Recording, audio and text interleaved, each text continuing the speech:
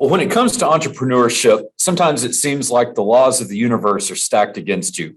And so we're here today to try to help you bend those rules to your advantage. And what I mean by that is that while we all know that scope, scale, and efficiency are required to drive ultimate profitability, it seems like everything is stacked to make it very hard to get that scope, scale, and efficiency. And so we're here today with my good friend, Randy Fuss, who is a practice management guru. He is also, as I understand it, one of very few number of registered corporate coaches in the country. And so, Randy, thank you so much for joining us today. Give us a little more information about what we're going to be trying to tackle today. Great. Well, welcome everybody, and thank you for having us. I want to be perfectly clear that when we use the term rethinking your plan profitability, we're referring to actually increasing it as opposed to decreasing it. That particular webinar topic is not quite as popular, but really when you think about profitability, it's an end result. There's a process to get there. I'm in charge of what's called the Retirement Consultant Institute for CUNY Mutual Group, and there's a variety of different tools and resources, but this one is very specific to increasing your efficiency.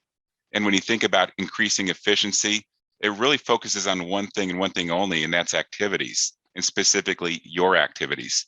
So what today is all about is taking a good hard look at what you're doing for plans right now and figuring out if there are some certain things that you should be doing and some things that you shouldn't be doing. And those things that you shouldn't be doing, of course, we've got to figure out who's going to be picking up those activities. Glad to be here. Awesome. Well, so our RPAG membership primarily consists of three main organizational types. So we've got folks that are doing retirement, and that's all they do. We have some members who retirement is one of a broader scope of what they do. And then we also have some folks that focus on either commercial wealth management, and the retirement is a piece of that. So how is that going to affect things differently, how we're talking today, Randy? Well, think about this for a second, that if you are a commercial focus, probably have a benefits shop of some sort, plan business is sort of a side business for you. And also, again, if you're more focused on wealth management, that's your core business, and plans is just a part of that. But if you're a retirement plan specialist, profitability is different. And the reason it's different is because if you're commercial or wealth focused, you have multiple revenues coming in. If you're a plan specialist, you only have one revenue coming in. And quite frankly, for either a wealth client that you have a big relationship with or a commercial client that you have a big relationship with, you might be able to operate the plan as a break even. And maybe it's even a loss leader for you because again, you know you have other revenues coming in. But boy, if you're a plan specialist, that's all that you have. So our microscope today is not necessarily just going to be on plan specialists, but it's going to be on focusing on the plan itself and see if we can make sure that for you all, that's be able to stand on its own 2 feet and hopefully have a black number at the end of the year. Okay, so no matter which of these three types of models someone in our audience might be, we're going to be able to kind of help them get an assessment of where they are and how they can improve the situation a bit. Is that correct? That's correct. Okay, so, and this is part one, as everyone has probably read, part one of a two-part engagement that we're going to be having. And so Randy is kind enough to join us today to talk in a pretty high level. And then at the end of the session today, we're going to assign some homework, and hopefully everybody who's on the call today is going to see us in one of our 4 upcoming meetings around the country. And at those meetings, our very last session will be me talking through some of the tools that Randy is going to talk to us about today and how they can apply specifically to your practice. So we're going to give you some things to think about, ask you to work through them through a couple of lenses that Randy is going to provide. And then at the conferences, we are going to talk specifically about how you can apply these to your particular practice. So, Randy, no matter which of the 3 business organizational types I speak with, one of the things folks seem to invariably come up with as part of their plan is they want to start moving up market. Is that something that everybody needs to be focusing on? I think it's a knee-jerk reaction for everybody, especially for those that have been dabbling, so to speak, with the $1, $2, $3 million plans, that there is some thought process of I've been having difficulty finding a good, healthy profit margin on those plans. And so there's a tendency to say, hey, I'm going to go up market. I'm going to focus on the above 5, the above 10 market. I did, though, want to share with you some numbers from Brightscope that are a little bit sobering, and it has to do with pure quantity. When you take a look at the defined contribution universe, 58% of the plans are below $1 million. You lop into 1 to the 10, and that's 95% of the plans. And 95% of the plans with really not a majority of the assets. So yeah, there is this tendency to want to go up market. But if you take a look at the pure quantity of plans that are above 10, there's only 30,000 plans. There's a lot of shops that focus exclusively on sort of a very boutique model of calling on those. And ironically, Jeff, the profit margins have gotten so squeezed up market that some of these quote unquote specialists are not now coming down market. So yeah, maybe you can change places with them, but what I really want to impress upon you, just pure numbers, 19 out of 20 opportunities by natural rules will be below 10. So I want to figure out some ways that we can address the 1s, the 3s, and 5s, and again, have them be able to stand on their own. Okay.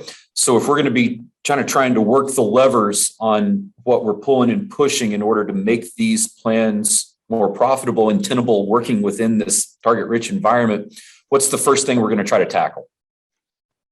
I think the first thing that we need to tackle is your time. Right? I was mentioning the word efficiency, and the efficiency is all about really scrutinizing activities, which is your most valuable resource, which is time. I'm putting some numbers up that are specific from Ann Schleck, and they track the number of hours that are being devoted to different size plans. And the simple math at 1 million is a $1 million plan has 28 hours being devoted to it on average. So wouldn't it follow that a $10 million plan would have 10 times the amount of hours? The ratios don't add up, right? They don't work out that way. So again, in scrutinizing the small end of the market, your time is absolutely the most valuable commodity. And we've got to figure out ways to perhaps drive yourself below that average benchmark to be able to have some semblance of profitability. Okay. Well, and I noticed we had a question. We will have not only the replay available by the end of the week, which is much sooner than it typically is, but we will be making the slides available as well. So even if these larger plans require more time, that's going to be more revenue. And so it justifies continuing trying to work up market, doesn't it? It does. I mean, it really does give you that tendency to want to drive yourself up market. Again, there is such uber competition up there, and those particular providers have seen their revenues drive down dramatically. So although you're saying, hey, it's a $25 million plan, and yet the number of hours is only double what it is for one, the revenues are driving down to the point that there's not a whole heck of a lot of healthy margins up market. And again, not that the specialists have necessarily abandoned that market, but they are more and more driving themselves down market just to try to find those healthy margins again. Okay. And so how are we going to figure out whether it makes sense or not? I'm going to start again by looking at your hours. And I'm going to introduce to you a concept which is a billable hourly rate. Now, if you're an attorney or if you're a CPA, and I asked you what your billable hourly rate was, it would take you exactly 3 seconds to tell me what your billable hourly rate is. Now, Jeff, as you and I both know, when you ask that same question to the vast majority of financial advisors, sometimes there's a little bit of blank stare. Sometimes there's a little hesitancy to it. But when we use the term billable hourly rate, what I'm suggesting is that you've done some form of an activity that in theory, doesn't mean that you're doing it, but it means that in theory, you could invoice this particular client and say, I spent 3 hours on X devoted to your plan. So what is a healthy billable hourly rate? Again, if you take a look at some of the averages, it's right around 300, right? So I want to kind of float that out as a starting point. And I'm going to do some very simple math for you. We have about 4 different worksheets that potentially we can partner with RPAG advisors on And it does start with establishing that billable hourly rate. Now, what happens if this is only a $1 or $2 million plan? Well, it means that there's going to be a limited amount of revenue coming in, right? So if I just did some simple math, say, hey, this is a $2 million plan, you're earning 30 basis points on it, you come up with the $6,000 figure for total revenue, do some simple math and divide that by 300, and it will actually tell you the number of hours that you can afford to spend on that plan in order to meet your billable hourly rate. So from my standpoint, it doesn't really matter if this is a $50 million plan or a $1 million plan. This is all about aligning your activities so that you can meet that desired billable hourly rate. Okay, and so for a little bit of additional context from a bit of a different perspective, when I first started here nearly 15 years ago at this point, one of the very first meetings we had was a small meeting with about a dozen advisors, and we had one advisor get up to talk about this concept, and he had looked at it from the other angle of what he needs, and that was to cover his overhead, his payroll, everything it costs to keep the lights on, to pay his producers, and to pay himself, and to build in about an extra 20 to 25% for the house. And those last two items are critical, because if you're not building in, well, if you're not paying yourself, that's not a tenable situation. And if you're not building in that 20 to 30% for the house, you're not a business owner. You're the most overworked, overstressed, underpaid employee that you have, and that's not good for anybody. And he had determined that $350 was what he needed. So this 300 that comes in through the survey, that's a good number. So once we have this determined, Randy, how do we go about managing how much time? Because if we can't control the price, because the market is roughly setting our price, how are we going to manage our time with these plans? I'm going to move over to a different one of our worksheets. And what the whole focus of this worksheets, as I mentioned at the top of the hour, is scrutinizing the activities, right? So what we see on the screen right now are close to 30 different core activities. And the whole thought process behind these activities is that they're essential to either winning a plan. A few of them are towards more of prospecting type activities, but the vast majority are all the laundry list of things that need to be done for a plan. Now, when you take a look at all of those activities, you'll see that there's a couple of different columns to the right. The first one says self. That means I do this activity myself. But collectively next to that are the delegation columns. I can have a staff person do it. I can outsource it in some way, shape, or form, or some form of a partnership. Now, I do this activity quite often in live workshops, right, where the worksheet is in front of them, and I ask a simple question: put an X next to each of these activities in the proper column of who is doing the activity. And where do you think the vast majority of the X's are?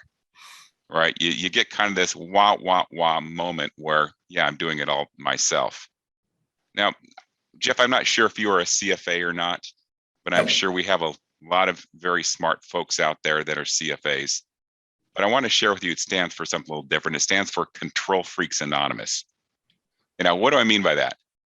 Well, nobody does these activities as good as I. I just know that if I do them, they are going to be done right.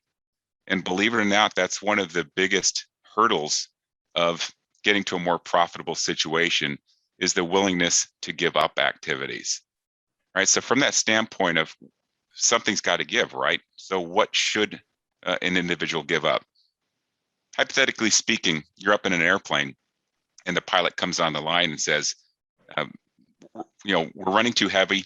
Everybody needs to toss off a piece of luggage, and assume that those 6 categories over to the left are 6 different pieces of luggage.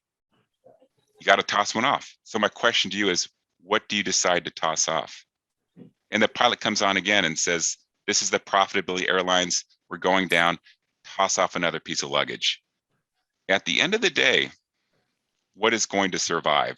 And that's the real question with that $1 or $2 million plan. Now, there's a lot of different ideas about what activities it should be.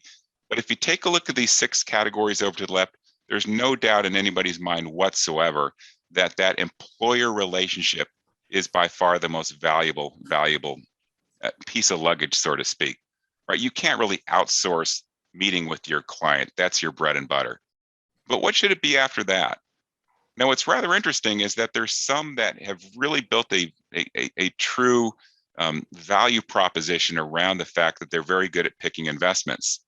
But sometimes I'll kind of ask the question of, hey, what if you're good at picking the investments, but none of the participants even know who you are? How long might you have that plan? Right. So believe it or not, when it comes to the end of the day, depending on how much is coming in, the employee-employer categories are absolutely valuable. And all the other ones in some way, shape, or form could be delegated out. Okay, and it's not that anyone winds up with all these checks in that first column because they're a bad business person or they've made bad choices. That's kind of what I was opening with. That's just kind of the way it's geared. When you're getting started, there is nobody else. And so, as your team begins to grow, do these X's have to stay in that column? Not necessarily. Not necessarily. I want to share with you a little bit of a different dialogue that I've had fairly commonly. And suppose that this is an advisor that's been doing this for a little while, and I'll ask them a question of, what's your minimum plan size, right? And again, think about that whole temptation of moving up market. The common answer is, I work with 5 million and above. Okay. Well, how big was the last plan you brought aboard? There's a little bit of a pause. Well, that was only $1 million too, but the reason I did it was I got this referral from this attorney in town. It's a center of influence. I want to let them know that I'm here for them. Okay. How big was the last plan you brought aboard before that? Now there's like a double pause. That one was 600,000, but that came all from you, CUNA Mutual Group, and I want to let you know that I could do the small with the good. Right. And so the trap that comes into is that all or nothing mentality. I'm either going to accept the plan and do everything, or I'm not going to accept the plan. And rarely do they turn down the plan. So this is not a one size fits all. Right. I'd like to introduce a concept. It's a very technical concept, the none of me, some of me, more of me, all of me plan, which simply says, depending upon the size of the plan or the amount of revenue coming in, perhaps there's multiple tiers, different lines in the sand that you decide to engage a certain level of your services on. So for example, the sum of me layer, maybe decide to make the decision, I want to make sure we're at least at $1 million. If it's at least at $1 million, yes, I can engage in some way, shape, or form. And now there's a layer where perhaps you can offer a little bit more. And then finally, when you get to your core, now perhaps you can really engage with all of your services. So that's kind of the introduction of, just give some thought to, it's not an all or nothing, but develop some lines in the sand and develop multiple different service models. Well, and that ties to a question I saw pop up earlier about whether you could use the concept with different service models. And you absolutely can. It comes down to who is doing what and how much time is being required to provide whatever that service level is, balancing it with the revenue that comes in. So taking this concept of how much of me we're able to provide with the previous slide of the different tasks, how do we go about determining how much bandwidth the firm needs? Well, keep in mind from the previous worksheet, there's multiple columns to the right of you, right? And there was a column that was devoted to staff, and then there was columns that were devoted to outsourcing or partnering in some way, shape, or form, right? So there are some practices that say, I'm going to be a sole practitioner. I'm doing this part-time because I have another part to my business, and I'll try to outsource as much as possible. But at the end of the day, there's always this need, this bandwidth for having some staff. And believe it or not, even the whole thought process for some of you of hiring, I can feel you cringing right now, right? Because perhaps there's been some hits and misses before. So again, think about that CFA concept for a second, the Control Freaks Anonymous, and the do it myself is, I'm in complete control. I do it with top quality. Our chances of success are the highest they can possibly be if I do the activity.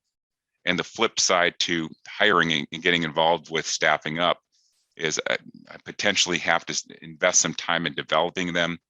There could be some performance issues. If the performance is bad, gee, I got to start over. I got to figure out how to get them out of here. Maybe the performance is good, and then you get that regrettable, I need to talk to you, and they've decided to take another job, which leads to turnover. So I can certainly understand this dilemma of why there's so much focus on doing it myself and not building out the bandwidth to grow my practice. But that's just the issue. At the end of the day, if you continue to try to do it yourself, you're going to hit a capacity, and that capacity might be as low as 10 plans. By investing in staff, that is your best chance to truly leverage and be able to grow that practice. Well, and so that reminds me of an experience I had probably 10 years ago, Randy, where I was consulting with one of our members, and he had come to me with that. He's like, man, I can't handle any more plans and still provide the service that I'm wanting. And I said, well, tell me a little bit more about that, Jonathan. And he said, well, I've got all these things that I do, and it's taking up all my time. And if I hire one more client, the service on all of my clients is going to start to go down. I said, okay, well, why don't you hire a team? He said, man, that sounds great, but there is nobody that I can bring on that is going to care as much about my clients as I care about. They're not going to be giving it as much as I give. And I provide a 10 in all of these categories, which is why my clients want to stay with me. And I said, all right, brother, I'll give you that. Let's say every category you have, you provide a 10. And if you hire somebody, nobody's going to be able to provide a 10. But what if you separate the services that you're providing into what are deal breakers and what are not deal breakers potentially?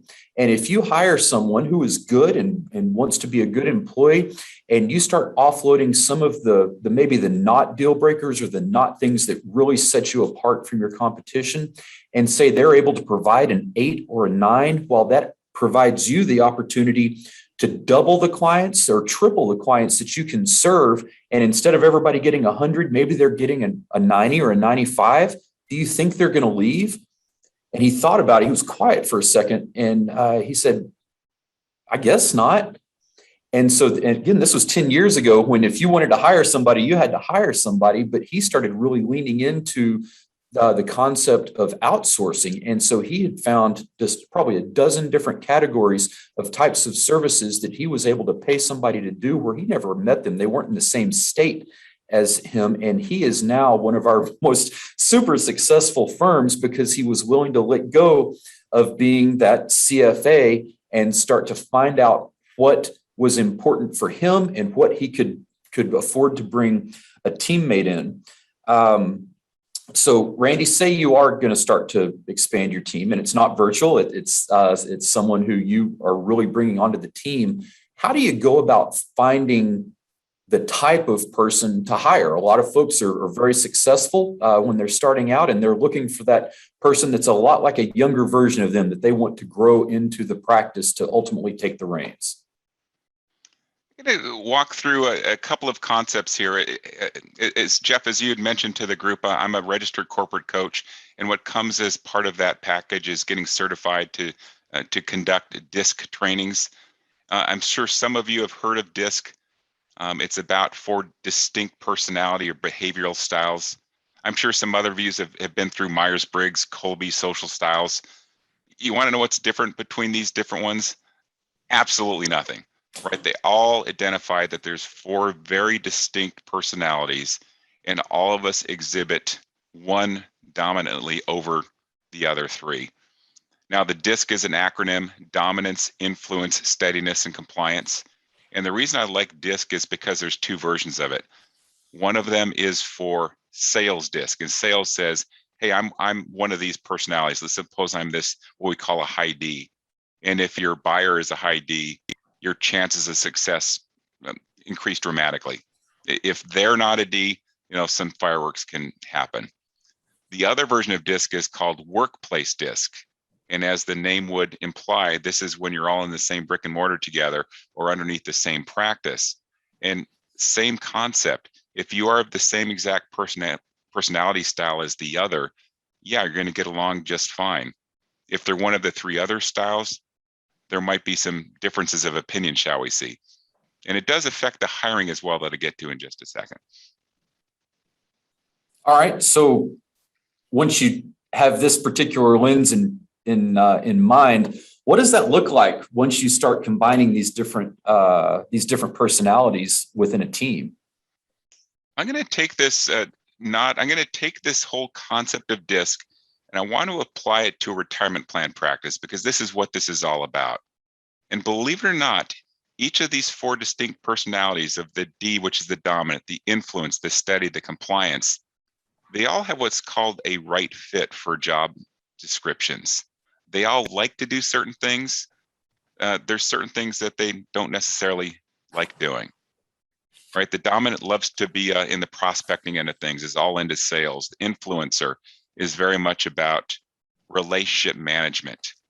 You've got the steadies that are very adept at client service, and some of them become very good at participant services, possibly even doing enrollment meetings. And you have the compliant individuals that are very much into behind the scenes investments, plan governance, and things of that nature. What can happen is that if you are a practitioner, and again, I'll just pick on the high D again, and you interview a whole bunch of people, there's going to be another high D that you interview. They say, hey, I like you. I want to hire you. Yeah, you are definitely my number 1 pick. And so guess what happens? You have 2 people that want to do the same exact thing. You really haven't expanded your practice.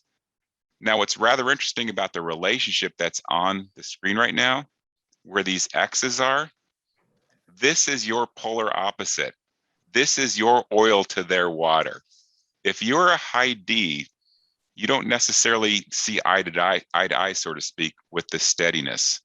If you're an influencer, you don't see eye to eye with compliance individual. But yes, if you want to have a well-rounded practice, you know what I'm suggesting? Hire your opposite. Hire somebody that's not like you. And that becomes a very good starting point in terms of the whole right fitting concept. Now, moving along to the next, which is very much related to what we just covered, is this whole concept of right fitting. Well, it really kind of starts with you, not necessarily just what your personality is, but what do you like doing? All right, so I just gave you this example of somebody that really liked doing the sales and liked doing the prospect, and is the principal of a company. If that's what you like doing, that's great. You might rate yourself very high in that category, and there might be some other ones that really are not your bailiwick. They're not things you like to do day to day. So that's exactly where I'm suggesting that you look to hire. Again, from a personality standpoint, you might have a significant difference with not seeing eye to eye on things, but they're exactly what your practice needs to really expand and grow. So I've got to think we had nearly 100 people registered for this call, and we've got some folks thinking, man, this is awesome. How do I get going on this 10 minutes ago? There's a couple of things I could certainly suggest to you. I run what's called the Retirement Consultant Institute at Keeney Mutual Group, and we have 16 wholesalers that are scattered throughout the country, and these tools and resources are accessible through them. There are some worksheets that are related to some of the stuff that we walk through, and we'll give you another little snapshot of that. This part that you're seeing right now is part of staff development, and all kind of points back to the same area. If you're looking to find greater efficiencies for the practice, we definitely have some tools and resources that we'd love to partner with you on. Just a matter of reaching out. Awesome. And folks in the call, if you know me, welcome to contact me directly. And of course, Randy can help you get plugged in as well. So, okay, so we've gone through this wheel, and we've got a different color line for each person on the team.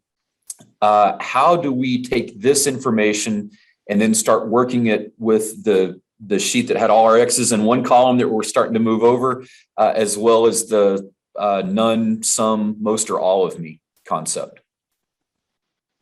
Well, the good news is the bad news is I'm going to show you something that's got some complexity to it. The good news is that this is going to be one of 2 items that Jeff is going to be carrying around with him at the roadshow the next couple of weeks.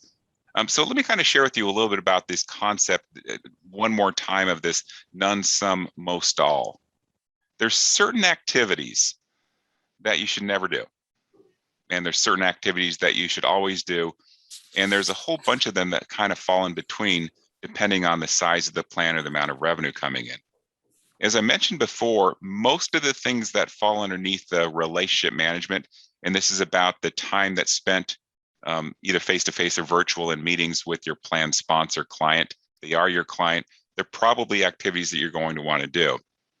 So in the self category, for everything that falls down there, that's where you're most likely to say, I'm going to do these activities all the time. It doesn't matter, 1 million, 10 million, I'm going to do that core activity. And because it falls in the all category, that means you really don't need to rely upon staff for partnering on it. Now, everything else might be dependent upon revenue coming in. You might come to a situation to say, well, I'm going to do the enrollment education stuff most of the time, but if it is below 2, if it's below 3, that might be an activity that I just work with CUNA Mutual Group on, and I outsource some of those activities directly to them. There even might be some situations for those of you that have been very adept at fund lineups and pride yourself on Morningstar and top down, bottoms up. I mean, you probably do some great things out there. But maybe you get to a point with the practice to say, what, I'm only going to do that some of the time. I'm only going to do that for the biggest clients. And perhaps there's a company that I work with that, some of the things can be outsourced when it comes to investment selection. So this just gives you a broad overview, again, of the kind of the none, the some, the most, all.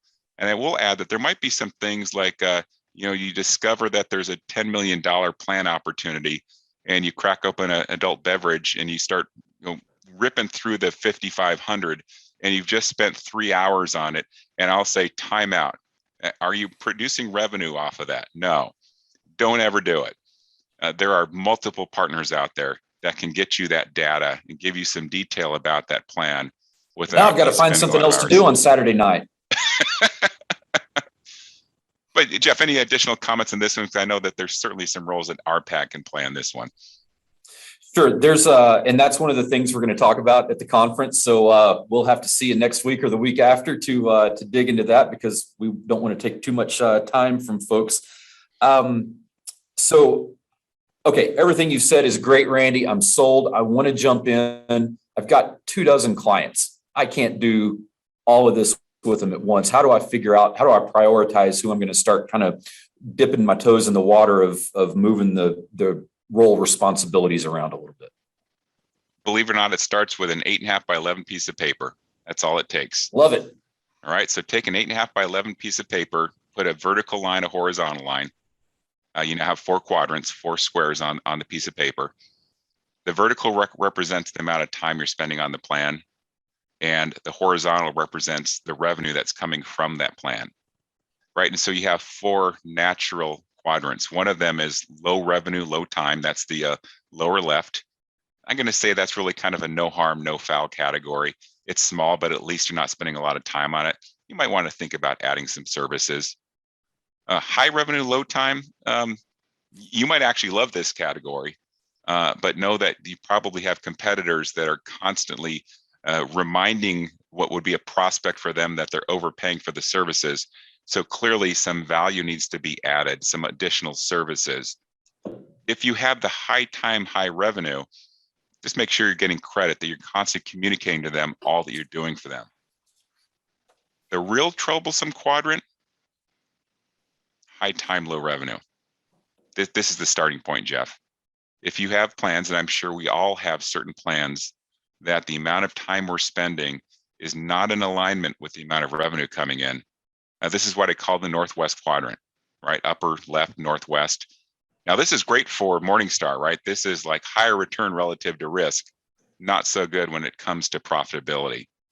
So this is the category in the weeks to come to really start your focus of what can I do, if anything, to turn the ship around on anything that falls in the Northwest quadrant. Awesome.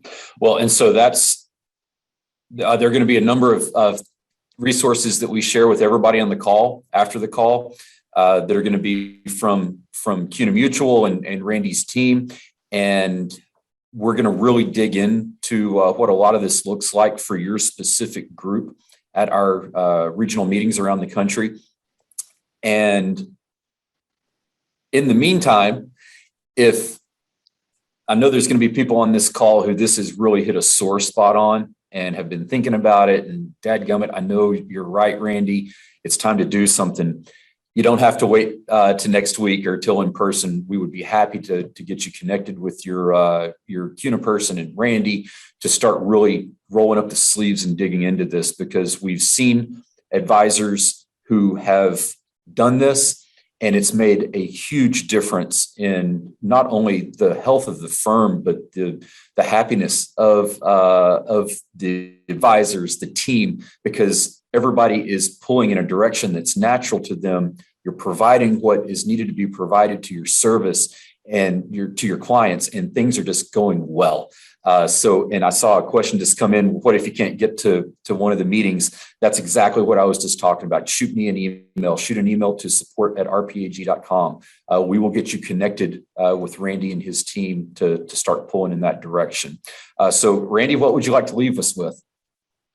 Well, I'd really like to leave you with this. Our job is really to help you become more successful, however that looks like. So we certainly would encourage you to reach out to our regional team. Maybe you just need some help on winning more plans. But if you also need more help in increasing your efficiency for your practice, we certainly have some tools and resources that we'd love to partner you with on. Again, if you're more successful, we can raise this for everybody, raise the bar. So I'm looking forward to working with you. Awesome. Well, thank you very much. Thanks to everybody for joining us. I'm really looking forward to seeing everybody in the next 2 weeks. Randy, thank you and CUNA for your partnership with RPAG. We do appreciate that. And with that, we'll see everybody on the road.